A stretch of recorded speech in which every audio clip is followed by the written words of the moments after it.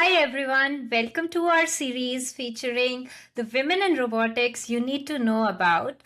I am Gauri and I'm today incredibly excited to be joined by Kathryn Zealand. Thank you for joining us, Kathryn. Kathryn is the founder and CEO of Skip, the company behind Mogo, world's first e-bike for walking. It is an ultralight powered exoskeleton designed to be a beautiful and transformative product to help a billion people walk and stay active. Kathryn's own journey has also been one of the most unique in this industry, spanning from theoretical physics to developmental economics and working with United Nations to leading moonshot projects at Google X. She has done it all. And I am looking forward to this great conversation. So let's dive in and learn more from your journey. Well, thank you. It's an honor to be here. Yeah. So, starting with your journey, so you did your bachelor's in maths and theoretical physics, and working on calculating entropy for non-horizon objects. To now, you are building robot exoskeletons. So, tell me more about this. Like, how did you go from something too abstract of science to building robot pants? Yeah, it's a great question. And I think the short answer is that it was too abstract. So, I loved physics. Actually, in high school is when I started loving physics. And that's partly because high school physics involves lots of experimentations. You had a great teacher who would have us do lots of like practical hands-on experiments. And I think that combined with the joy of just understanding how the world works, which I think is something that physics gives you a deep intuition for, I really enjoyed. But then the problem is sort of the deeper I went along the academic journey, the less kind of practical it felt, and the more, I was working on these particularly abstract concepts. And I was a bit of a victim of, I was quite good at the mathematical side. And so I think that made me think I should do it, right? Because, it was seen as kind of harder and everyone's like, oh, wow, you can do the math.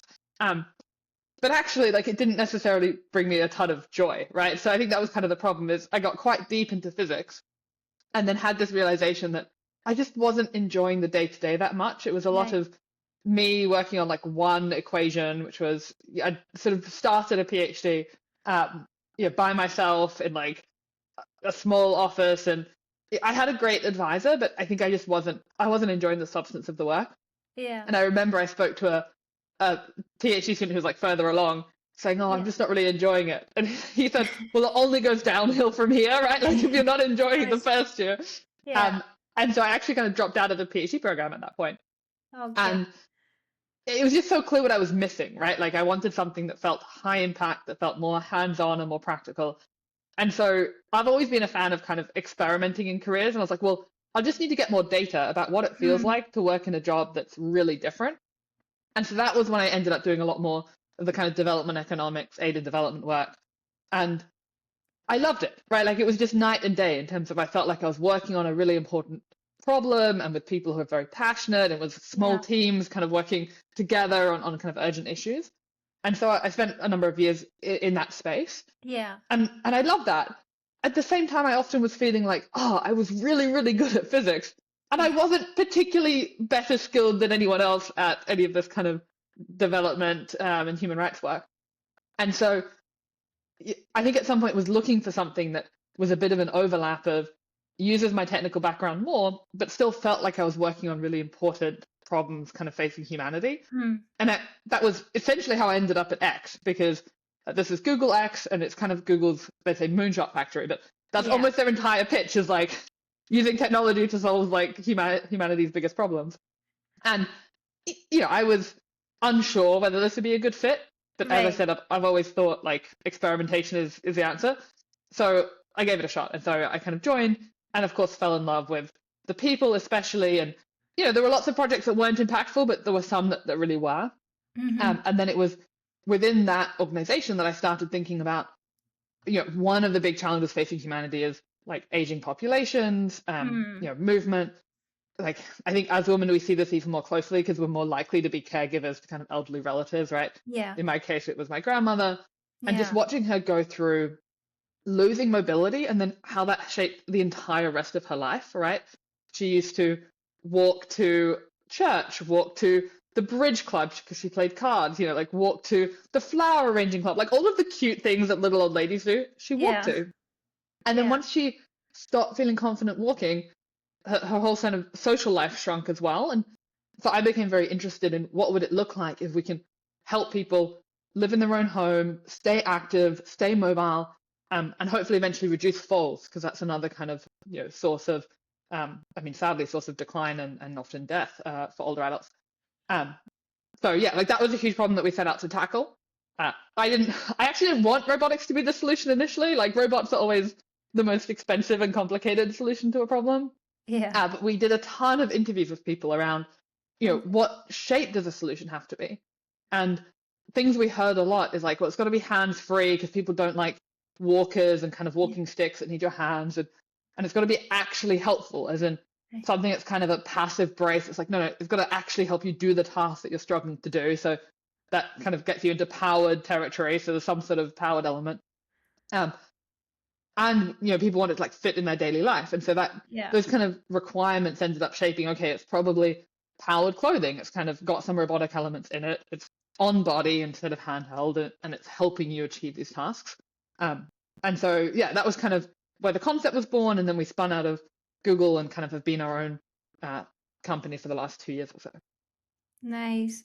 So one question that comes to my mind based on what I hear from you. So, like, what you're doing that requires a lot of empathy, right? Like, this product, like building this product, you need to be, I feel you need to be empathetic to understand what people need. Was your background or the years that you spent working on development economics, did they have a role to play in how you look at technology now? Or like where did this come from, Yeah, it's such a good question. And I think yes, like in general, my kind of background in that space really reinforced what I think is common knowledge, but it's hard to do, which is you need to talk to the customers that you're serving, and really understand what solutions they want, right? Like it's rarely kind of what an aid organization thinks is going to be the answer, right? Like and there's a lot of research in that context that carries over exactly, right? Where again, I think people who spent their entire career in engineering may end up with like an engineered solution to movement that works in a lab and on a treadmill, but doesn't kind of jump the barrier as much. Whereas we were very focused on day one on, hey, we're solving a problem and we want to be problem focused and then find solutions that fix that problem. Got it. Yeah, that's very good to know and very interesting. So, pivoting a little from here and trying to understand now more about your journey with Skip and the product and the challenges that you face with it. So, like Skip kind of sits, based on my understanding, it kind of sits at an intersection of soft goods, which is as in the apparel, and hard robotics, right? So, and that kind of that would involve that would also show up in the team as well. Like you would be having a very interdisciplinary team. So, like did that like leading an interdisciplinary team like that and building such a product, did that change your overview of how to solve this problem?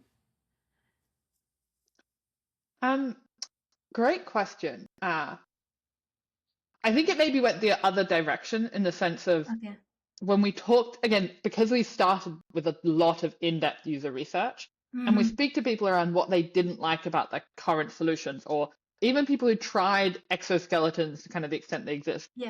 A lot of the complaints were about the Velcro was itchy, or I got a blister on the back of my leg, or I don't like the handle was falling apart. Like often the issues that people have aren't with the like very complicated robotics half of the problem. It's with the soft goods, the usability, the comfort, the fit, especially for something on body. That is the most important thing. And it's also something which is annoying because it's hard to advertise, right? This is a space where it's very easy to make a flashy advert, but actually show people the difference between what good fit and bad fit feels like really takes kind of an on-body experience.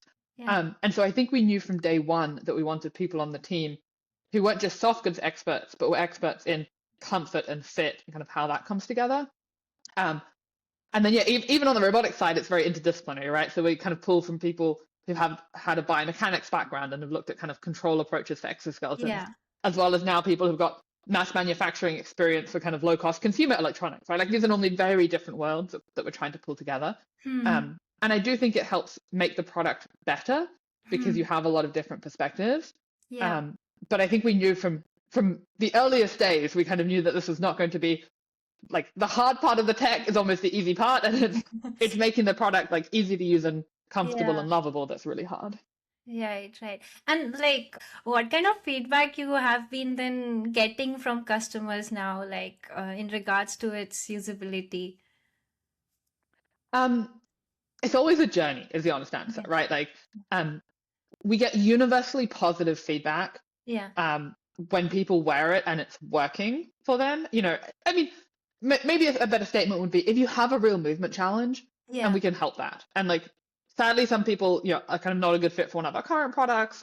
Yeah. But for people where it's appropriate, if someone's not been able to walk downstairs without pain in Yeah. years, and then they put on your product and they can do it and it doesn't hurt, it's like amazing, right? So we see a Yeah. lot of these really joyful and emotional responses. Um, I think we're constantly improving and working on fit and comfort. So, you know, in the very early days, we'd take people out hiking, and Mhm. maybe 1 in 5 would have some comfort issue or some annoyance, you know, and over time that rate comes down. And I think Mhm. we're now pretty good at fitting the majority of the population. We're Nice. struggling a little bit with outliers, and one thing that we do that's different is we take a sizing approach. So much like clothing, you know, we're not trying to do a one size fits all because it's very hard to get true comfort and fit like that. Instead, we say, no, like, you know, tell us your pant size or we'll have you take a measurement and then we'll try and give you a size that's appropriate. And I think that's really improved. Hmm. And then some of the most recent changes, so we kind of unveiled the Mogo uh, last summer in a big kind of announcement with Arc'teryx.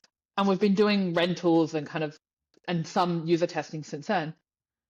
But we quickly realized we didn't want to ship those prototypes. We wanted to do one more rev, which is what Yeah. we've been doing now, and that has been entirely focused on kind of usability and comfort. So, you know, these questions around even is a dial too Yeah. small for someone who's maybe struggling a bit kind of with their dexterity, and so we're in the final stages of bringing in a lot of these user informed kind of feedback to how the actual designs and buckles and clasps kind of all come together to make it easy to put on.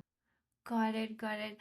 So that actually gives a very good segue to our next question. So like this journey of taking it from prototype to an actual product and then scaling it, scaling especially the manufacturing and then eventually into supply chain. What kind of challenges are you facing there and what kind of learnings are you getting there? So many. So I think the most surprising thing to me is that the soft goods have been what we call kind of the longest pole in the tent, as in everything else we could have a quicker launch date for, Yeah. but it's in some ways the kind of the least intelligent part of the product, you know, the pant that's important and has some custom design features to work with the Mogo. But otherwise is a pant, and we've been making pants for years. Yeah. But the lead times in the kind of garment world are just so much longer than we're used to in consumer electronics. And so, you know, when we started working with Arc'teryx, and initially we were like, hey, you know, we're thinking about kind of launching in a year. Here's how the kind of supply chain works out from our perspective, and quickly realized that they have a 2-year calendar of Oh. what we would normally do in a year. And Hmm. they've been great at kind of, you know, pushing on that and going faster than normal. But I think that was one big surprise. Hmm. I think I had personally never manufactured a product at this scale before, and so I've also found it really interesting. As we've hired people who are experts in that, I'm learning a lot around how much rigorous testing needs to be done, right? So we do kind of entire builds, right? The team is currently at the factory doing a build with the team that's going to be making the final product. Yeah. And all of those units are just going to testing of every variety, right? Everything from your classic kind of drop testing and waterproofing testing through to cycle testing, through to usability testing, sending them out on hikes and getting feedback. And the kind of rigor that is in that process to ensure that we have not just a good product, but a very consistent product, right? The Right. manufacturing processes have been dialed in to the extent that we can make 10,000 of them at relatively low cost for kind of a robotics product and still have, them all behaving identically, has been fascinating for me to learn as we've gone along. Nice. So you mentioned about like all these different testing that you're doing for the product. How important is safety as an aspect when you are doing all these quality testing and, creating this product? And how do you kind of incorporate that in your company culture as well, that like if an engineer is working on it, they also kind of think it from that perspective, that this product needs to get to a human, so it Yeah. needs to be Really safe. safe. Yeah. So I'm very glad you mentioned it because safety is the number one priority across all aspects of our product development. And to give you an example, from the very beginning, when we're thinking about what customer segment do we start with, we said, hey, let's start not with people who have a fall risk, people who are older. Let's start with hikers because they're a little bit more robust. They're kind of used to being outdoors and more dynamic. So at the strategy level, we're thinking about safety. At the hardware level, we think about safety. Actually, I mean, one step in between, even in the product requirements, we think about safety. As in, our MOGO devices are physically weaker than someone who is capable of using them. And so, unlike the kind of big exoskeletons that have really strong motors, the motors are just weak enough that you will always be able to overpower it. And same with there are kind of hard stops built in to the design, right? So it can't physically overextend your leg. It will break before that happens, right? So kind of every stage from the design, the hardware, and then obviously in the software. So at every level of like the lowest level of motor control, the safety built in there. At kind of the higher controls level, even if we kind of lose a sensor or if something's unsure, we just turn it off and kind of back off. So yeah, safety is really important. And our goal obviously is to improve safety. So one challenge I see for this category of products at scale is eventually people will take a fall wearing a MOGO or wearing our next product or the next product, right? And I think what we want to show is not that we'll be able to prevent every fall or every adverse outcome, but that at a population level, when people are using our products, they tend to be more active, be healthier, have better balance, and in general, take less falls and have better outcomes. But I think of that a lot like self-driving cars, where we're kind of trying to follow that Waymo approach of going slowly, being thoughtful about the rollout, having enough data at every single stage to be really confident that we are being safe and that we're meeting our targets before rolling out. And then by the time you go to kind of mass, anyone can take it, you've already got enough data to show that we are in fact improving safety on average rather than being a risk of causing problems. Got it. Again, so I was before my current job, I was working in the self-driving space, and we used to have a lot of like ISO regulations and safety standards to comply with. Is that the case in this industry also? Like, do you have certain regulations already set by the governments, or is it still evolving? A little bit of both. So there are regulations that we already adhere to, which are just common for wearables and consumer products, right? So our batteries will have the same certification that the battery in a smartwatch has, right? To make sure that these are safe for wearing on the body. They're not going to cause any problems. Same with kind of radiation and things like that. So there are existing, well-established regulations that we follow for the certifications that we get for selling a consumer product. At the same time, I think the FDA is where we think about, regulating the claims that we make. And at the moment with MOGO, we are not making any medical claims, right? We're saying this is a product to help people with hiking. It's a kind of a tool, much like an e-bike. That's kind of not a regulated space. But eventually, and we have other product lines under development, for things like Parkinson's disease, where we Yeah. likely are going to want to make specific claims. And I think the FDA has been reasonably positive about engaging with us and thinking about sort of what these, what claims make sense and kind of the burden of proof to show these things. I think one challenge is that this is a spectrum, right? And so at the moment, it looks like we'll end up with a fully consumer product in the MOGO and then very heavy regulated FDA approved medical devices. And in reality, I think there should be more space in between. And we're starting to see that with other wearables. For example, going back to smartwatches, often now smartwatches will have an kind of FDA approval to share pulse oximetry, kind of, they're now working on blood pressure, things like that, in the context of kind of a D2C consumer product. And I think it would be great to see the same approach for exoskeletons, where it's more of a spectrum as opposed to kind of very medical, highly regulated, or like no regulation when it comes to the FDA. Yeah, no, that makes total sense. And with that, I think we can pivot to our last section of this conversation, focused more about more women participation in robotics.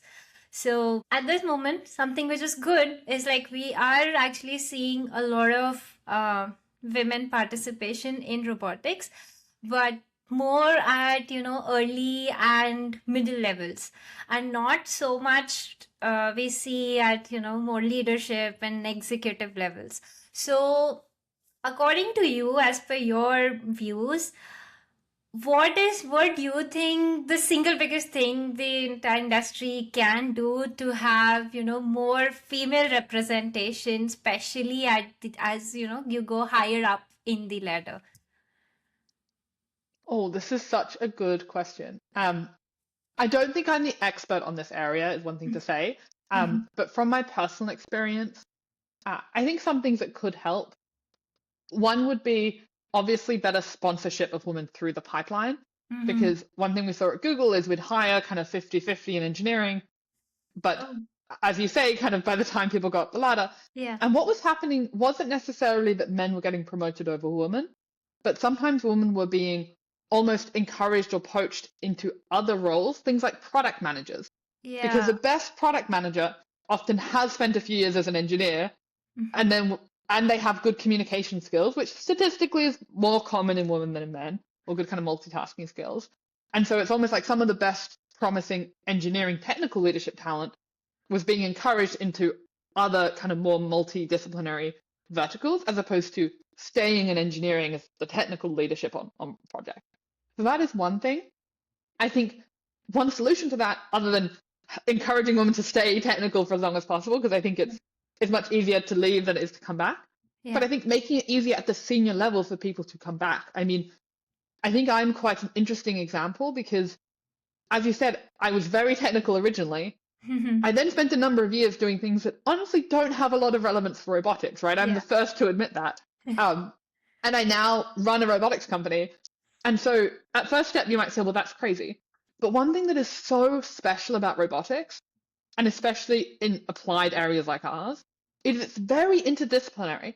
And so it's almost impossible to hire a single person who is a technical expert across all of our domains, right? That range from, as you say, soft goods, biomechanics, hardware, mass manufacturing, as well as kind of robotics control or mechatronics, the more traditional robotics. And if that's the case, if you're not going to get someone who's got deep technical leadership across all areas, then being more open to saying, okay, some of these women who maybe started technical but have had less traditional pathways, encouraging them to step back into these roles, I think could be interesting. Yeah, I also think there's no silver bullet, right? I think you see this across not just robotics, but honestly, many areas where the pressures that like women face in the workforce, also around childcare, for example, is not a unique problem to robotics, but shows up here in the same way it does everywhere else, I think. Right, right. And my personal belief, I also feel like a lot of women have a lot of imposter syndrome. So I feel like when it comes to promotions or when it comes to, taking up roles which involve more visibility, a lot of women, we kind of not present ourselves like to the fullest. We kind of are not presenting everything we are doing, and that I feel kind of can backfire at times. So that's my personal opinion. Yeah, I see that a lot as well. And Yeah. again, that is especially acute in robotics, precisely because these are very complex areas and projects when typically no one is an expert across all Yeah. areas, but that is unlikely to hold back men from feeling like they're very confident. Whereas, Yeah. maybe a woman in that situation would be less confident. And Yeah. so, yeah, I think that's a huge problem.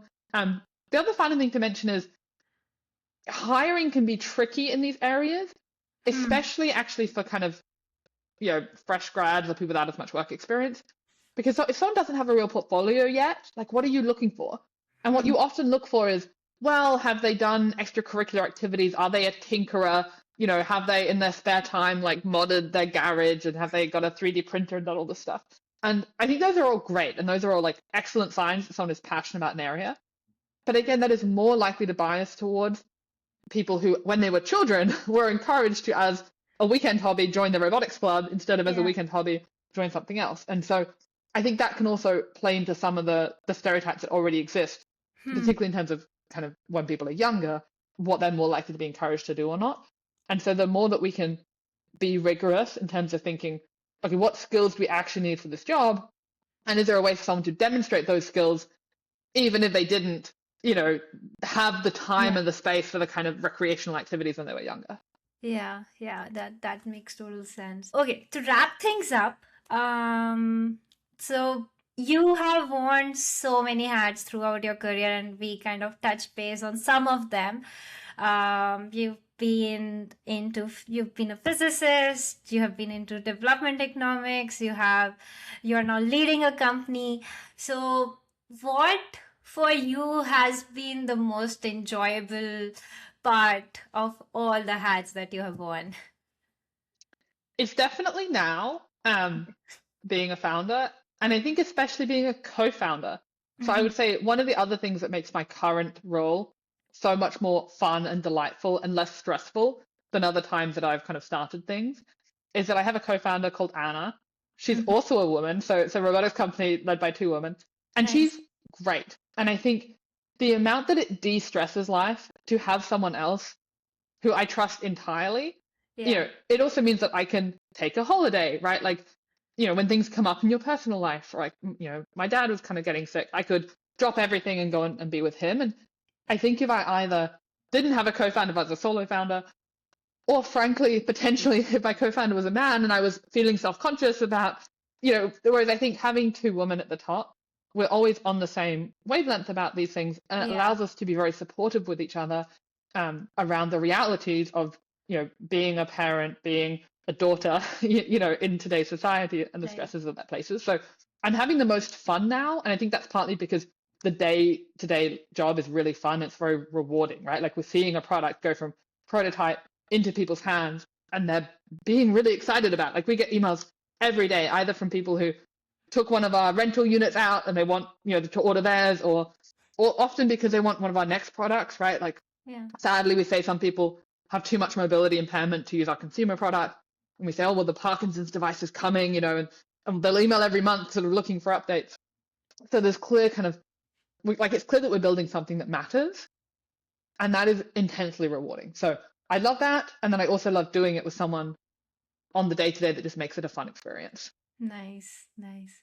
Cool. That was great, and that was a great conversation with you. I learned a lot, and I hope our viewers would also take something really good from this conversation. And thank you again for joining us, and thank you to all our viewers for sticking with this interview. And we'll see you in the next episode.